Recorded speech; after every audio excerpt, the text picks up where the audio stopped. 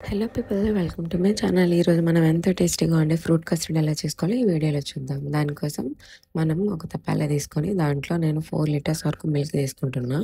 మాకు కొంచెం పాట్‌లోకి ఉంది, దానికోసం నేను ప్రిపేర్ చేస్తున్నా కాబట్టి కొంచెం ఎక్కువ మిల్క్ తీసుకుంటున్నా. మీరు నార్మల్‌గా కూడా ట్రై చేయొచ్చు. దాంట్లో కొంచెం మరిగినాక ఒక బౌల్ పక్కన పెట్టా.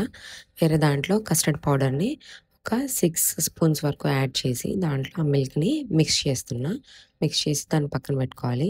ఈ మిల్క్‌లో మనం షుగర్ యాడ్ చేసుకోవాలి. ఈ షుగర్ మనకి మంచిగా కరిగిన తర్వాత మిల్క్ బాగా మరిగేంత వరకు ఇట్లా మనం విస్కర్ పెట్టి మనం కస్టర్డ్‌ని దాంట్లో మిక్స్ చేసుకోవాలి మంచిగా. ఇట్లా మిక్స్ చేసుకున్న తర్వాత విస్కర్‌తోనే కలుపుతా ఉండాలి. ఎందుకంటే ఉండలు కట్టకుండా ఉంటుంది, అడుగు పట్టేస్తా ఉంటది. సో, మనం కంటిన్యూయస్‌గా అట్లా స్టిర్ చేస్తా ఉండాలి. ఇట్లా మనకి కంటిన్యూయస్‌గా స్టిర్ అయిన తర్వాత కస్టర్డ్ ఏసినాక 3 మినిట్స్ వరకు మంచిగా బాయిల్ చేయాలి. ఈ కన్సిస్టెన్సీ వచ్చినాక స్టవ్ ఆఫ్ చేసేసుకోవాలి. స్టవ్ ఆఫ్ చేసిన తర్వాత కూడా మనం కలుపుతా ఉండాలి.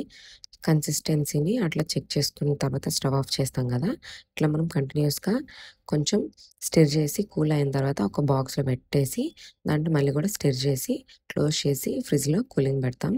ఇట్లా ఫ్రిడ్జ్‌లో కూలింగ్ పెట్టేసినాక ఒక 3, 4 అవర్స్ పెట్టేసినాక మనం దాంట్లో మన చాయిస్ మనకు నచ్చిన ఫ్రూట్స్‌ని యాడ్ చేసుకొని ఒకసారి మంచిగా కలుపుకుంటే బావుంటుంది. నేను యాపిల్, దానిమ్మ ఇంకా బనానా కూడా యాడ్ చేశా. ఇట్లా మనకి చాలా టేస్టీగా ఉంటుంది. ఒకసారి ట్రై చేసి చూడండి. Thanks for watching. Please like, share and subscribe to my channel.